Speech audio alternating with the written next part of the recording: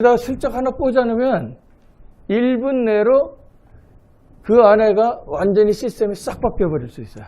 이건 아무 걸을 필요가 없어. 저기다 탁 꽂으면 그 밑으로, 그러니까 완전히 바이러스처럼 완전히 그 바이어스, 그러니까 베이직 인풋 아웃풋 시스템 그 레벨로 내려가서 연결이 돼요. 예를 들어 바이러스 씹는 것처럼 툭 집어넣으면 단계되고, 구리에서 지금 암이 지금 이슈가 된 거예요. 네.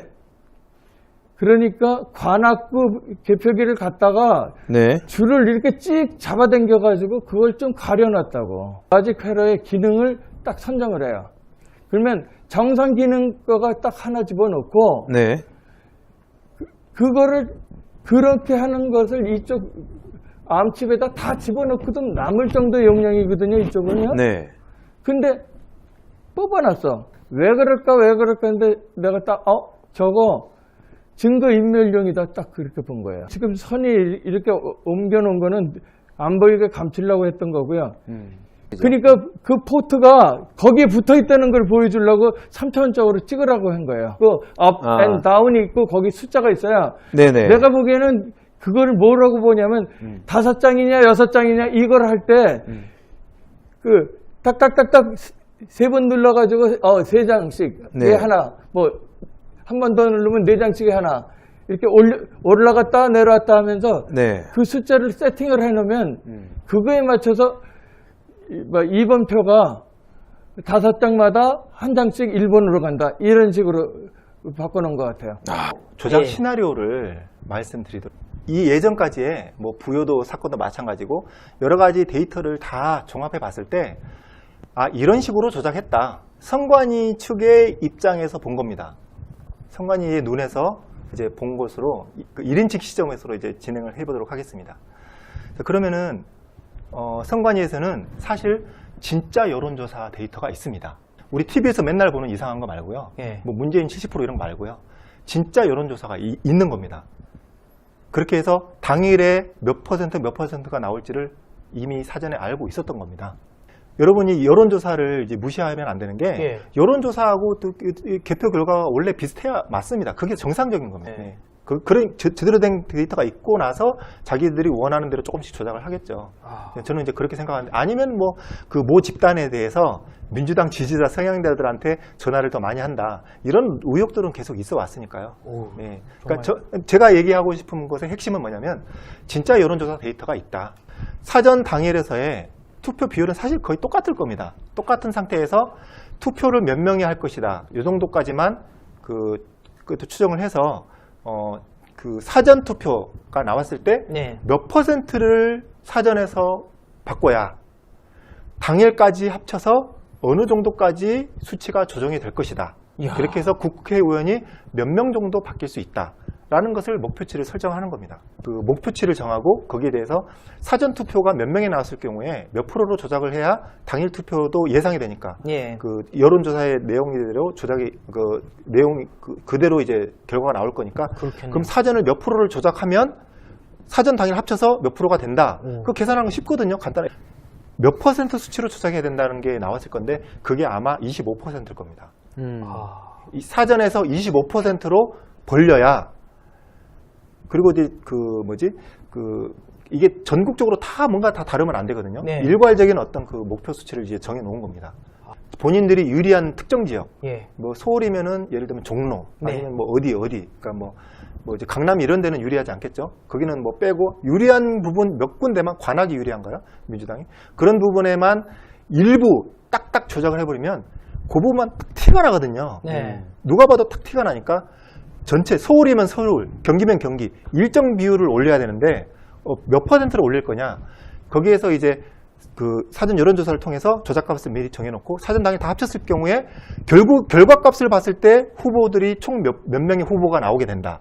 그 몇 명 후보가 배출을 될 것을 먼저 목표를 정해놓고 거기에 따라서 사전 배율을 지정한 게 퍼센트라고 이렇게. 그 당시에 이제 저의 마음은 어떤 마음이냐면, 조작은 확실한데 어떤 방법인지 모르는 것 뿐이지, 방법은 검찰에서 찾던지 이제 뭐 수사에서 찾아야지 왜 그 방법을 나한테 자꾸 강요를 하는지 모르겠다는 그런 마음이었거든요.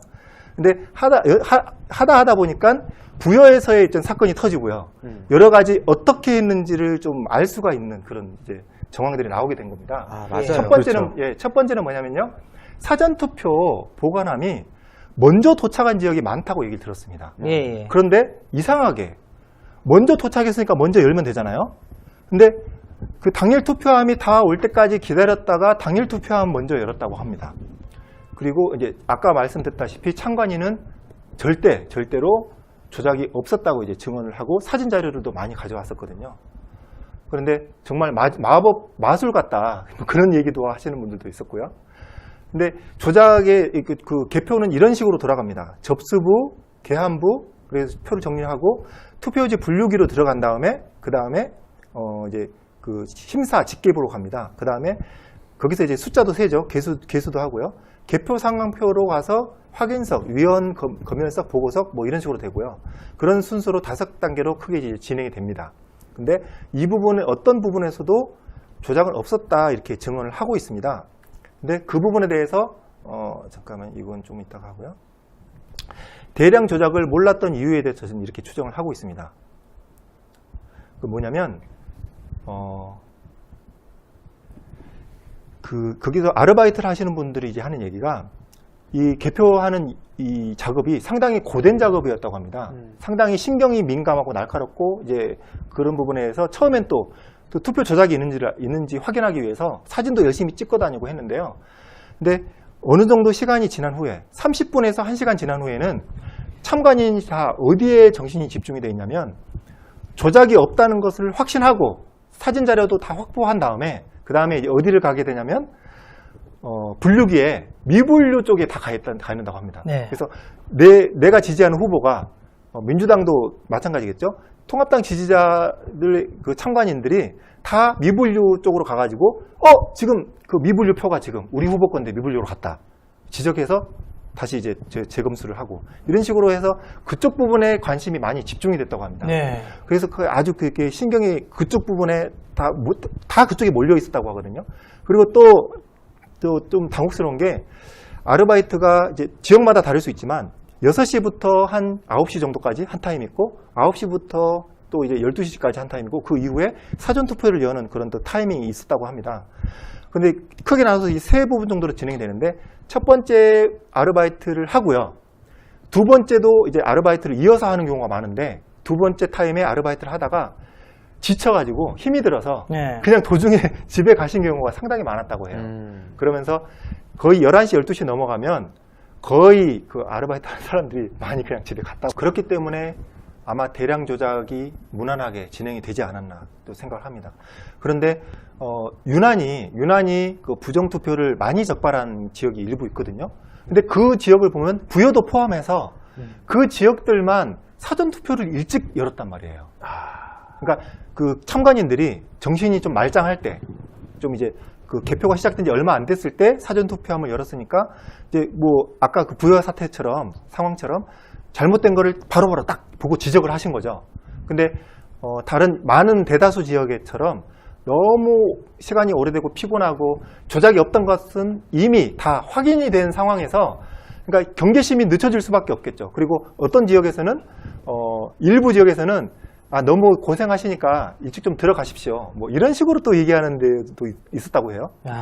놀라운 상황인데 그래서 어쨌든 그 사전투표가 열게 그 개함이 되고 이제 그 개표가 진행이 될 때쯤에는 거의 선관위 직원들하고 그 사무원이라고 하나요? 그 네, 사람들만 개표 사무원만 남아있는 상황에서 참관인은 거의 없었고 있었다 하더라도 피로가 누적된 상황에서 정말 그 부정이 있었는지 없었는지에 대해서는 관심이 없을 수도 있었다. 그래서 좀 들은 생각이 왜 일부 지역에서는 사전투표함을 일찍 열었을까? 그런 부분이 좀 의혹이거든요. 네. 이 부분에 대해서는 좀 약간 좀 조사를 한다든지 좀 의혹을 좀 함께 풀어가 봤으면 좋겠습니다. 네. 왜 그 사전투표함을 먼저 열게 되면 부여에서처럼 조작되는 것이 참관인들한테 쉽게 들킬 수 있거든요. 그리고 또 일부러 일괄적으로 사전투표함을 나중에 열도록 한 것도 어떤 의도에서인지 그것도 좀 많이 궁금하고요. 이런 부분에 대해서 이렇게 그 대량 조작을 했음에도 일반 국민들이 모르게 잘 진행이 됐을 것이다 라는 부분을 이렇게 추정을 하고 있습니다. 정리를 해보겠습니다. 예. 저희가 이제 표갈기를 내용을 얘기를 했는데요. 그 조작된 수치로 봤을 때 표 얹기, 그러니까 사전투표함에 빳빳한, 요즘 많이 이슈가 되고 있는데 네. 빳빳한 것들을 추가를 했다. 아. 그런 내용도 이제 많이 증거들이 보이고 있습니다. 그걸 이제 표 얹기라고 해서 국민 여러분께서 제보를 해주셨는데 이 내용은 되게 간단합니다. 전국적으로 통합당 표에, 민주당 표에 그 25%를 추가했다. 그런 내용으로 이제 제보를 해주신 게 표 얹기거든요. 예. 네, 표 갈기는 뭐냐면은 표 얹기는 민주당 표를 추가했다면 표 갈기는 통합당 표를 민주당으로 돌린 겁니다. 바꾼 거죠. 예, 바꾼 겁니다. 근데 이 표 빼돌리기라는 게 또 있는데요. 예. 이게 뭐냐면 부여에서 그런 증언이 나왔습니다. 뭐냐면 홈표가 나왔는데 민주당 표에 민주당 표만 있어야 되는데 다른 당들 표가 일부 들어갔다는 겁니다. 아. 그런 부분이 이제 문제 제기를 했고요. 근데 그 기사를 보시면 참관인 한 명이 본 게 아니라 참관인 여러 명이 같은 의견이었다고 합니다. 그러네요. 네. 그리고 또 하나는 뭐냐면은 표 줄이기입니다. 이야. 별 희한한 방법들이 다 나오는데 진짜 언어의 마술사들이에요. 또 이거 이름 지은 분들도. 제가 지었는데요. 지금 머리가 아파요. 이거 예. 뭐 조작범들 나올 때마다 이름을 지어야 그러니까요. 돼가지고 그냥 저기 선관위 측에서 이름을 미리 지어둔 게 있으면 예. 저한테 그냥 알려주시면 좋겠어요. 저 이름 짓는 게 너무 어려워가지고. 성관이가 이름을 졌어도 이건 밝히면 안 되죠. 이런 거 암구로 정해놨겠죠. 화랑! 표갈기구만. 네. 이런 식으로 하지 않았겠어요. 만약에 했다면. 표 줄이기인데 통합당 표가 유난히 무효표로 가는 겁니다. 근데 무효표라는 게 애매하거든요. 무효표라는 게 이제 도장을 약간 선에서 이렇게 찍을 수도 있고 조금 벗어날 수도 있고 이렇게 좀 다양합니다. 좀 정확하지 않을 수가 있는데 그런 부분에 대해서 특이하게도 민주당은 조금 그 허용 범위를 크게 두는 거죠. 이 정도도 그냥 민주당 표로 간다. 이런 식으로 그 무효표로 빼내는 그 허용 범위가 그렇게 좀 넓은 데 비해서 통합당 표는 유독이 무효표로 좀 많이 빠진다는 거거든요. 상당히 많이 빠졌습니다. 부여권을 보게 되면. 최근에 또 영상을 봤더니 실제로 재검표 대상으로 재개표 대상으로 네. 재확인 대상이죠. 재확인 무려 대상으로 7분의 1이. 예, 2번이 많이 넘어가더라고요. 네. 그런 부분에 대해서 상당히 조작이 많다. 그리고 네. 이 부분에 대해서는 증언하시는 분이 한 분이긴 하지만 또 우한갤러리에서 이제 열심히 또 활동을 하는 어떤 한 학생이 네. 그 학생은 또 그 본인이 부정선거가 있다면 본인이 꼭 찾아내고 싶다는 사전에 어떤 그 부정선거에 대한 어떤 그 내용을 들었는지 그래서 본인 스스로 이제 개표 참관인을 신청을 해서 들어갔다고 하는데 정말 꼼꼼하게 다 봤다고 합니다. 근데 그 부분에 대해서 이게 좀 자세하게 얘기하기는 어렵지만 한 번에 100장짜리 묶음을 분류기와 계수기 사이 있잖아요. 검수부 사이에서 바구니로 이동할 때 100장을 넣었다는 그런 증언도 있습니다. 그런 걸 놓고 볼 때 이게 방법이 상당히 여러 가지 방법으로 했다. 그렇기 때문에 한 가지 방법이 몇 %라고 보기는 어렵고 저는 처음에는 표갈기로 25%의 어떤 차이를 보이는 조작을 했을 것이라고 좀 추정을 했는데 지금은 생각이 좀 수정이 됐습니다. 어떻게 보면냐면 전체로 봤을 때는 25%의 격차를 보게 되는 조작인데 표 얹기, 표 갈기, 표 빼돌리기, 표 줄이기, 표 얹기 뭐 이런 식으로 해서 다양하게 한 예를 들면 5% 이렇게 다 이렇게 종합적으로 조작이 되지 않았나 생각이 되고요. 야. 이런 목표치를 맞췄다고 생각을 합니다. 야, 이거 정도 되면은 정말 대단한 것 같아요. 이건 무슨 진짜 거대한 세력이 없이는 할 수가 없는 거고 뭐 매뉴얼도 찾아보면 있을 것 같아요. 이 정도면. 네. 그러니까 예를 들어서 이제 표 갈기에서 25%의 조작이 이루어지면 그 다음 표 빼돌리기나 줄이기나 얹기에서는 이제 진행을 하지 않아도 되는 거죠. 딱 맞았을 때는? 이런 식으로, 예. 그래서 중간중간에서 확인을 해서 뭔가 좀 조작이 좀 덜 된 부분이 있으면 그 다음 단계에서 보완을 한다든지 그런 식으로 저는 했으리라 추정이 되고 부여에서처럼 어떤 그 부정행위를 빨리 찾아낸 데는 다른 지역보다는 조작된 수치가 좀 덜 한다든지 예. 그런 내용들도 좀 다 보이고 있습니다. 야. 이런 공식까지도 다 있을 겁니다. 선관위에 있을 건데 선관위는 있지만 우리한테는 없었거든요. 예. 그래서 제가 이걸 그 분석 통해서 이런 식으로 조작을 했을 거라는 공식도 도출을 했습니다. 이건 제가 만든 공식입니다. 예, 네. 원래 목표치를 두고 조금씩 해서 다 맞췄을 겁니다. 다 맞춰서 똑같이 그 지역구별로 똑같이 맞춰서 서울이면 똑같이 일괄적으로 사전 몇 프로, 당일 몇 프로가 나오기 때문에 크게 이상하지 않도록 그런 목표를 두었을 거라고 생각을 합니다. 이야. 이 부정선거를 왜 했을까? 왜 했을까라는 고민을 좀 해봤거든요. 네. 근데 그 부정선거를 하게 되면 국회의원이 많아지잖아요. 그렇죠. 민주당이면 민주당에 국회의원들이 많아지는데 국회의원이 많아지면 할 수 있는 것은 입법 행위를 할 수 있습니다. 법을 이제 만드는 거죠.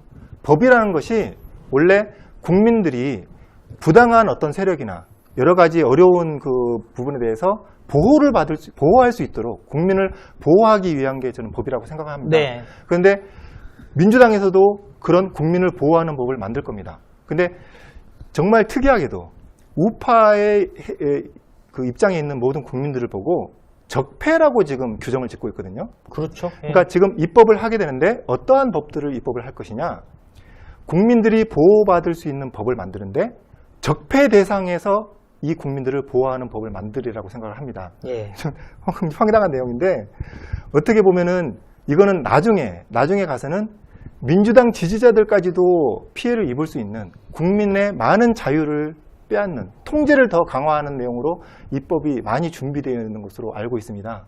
그런 내용에서 이 부정선거에 대한 내용으로도 싸워서 이기면 분명히 이 재선거를 또 할 수도 있고 이 민주당이 과반 이상인 이 상황에서 분명히 이 부분에 대해서도 법적인 이런 잘못된 법들을 통과되는 것에 대해서 막을 수 있다고 생각합니다. 그런 예. 그와 병행해서 국민 여러분께서 입법을 하는 것에 대해서 국민들이 다 내용을 볼 수 있는 사이트가 또 다 있거든요. 예. 그런 부분에서 특히 우파 국민들뿐만 아니라 모든 국민에 대해서 자기의 어떤 그 자율성과 그 권리에 대해서 침해할 수 있는 부분의 어떤 입법이 확인이 된다면 모든 국민 여러분이 관심 가져주시고 이런 부분에 대해서 법이 통과하지 않도록 같이 힘을 또 모아주신다면 감사하겠습니다. 예.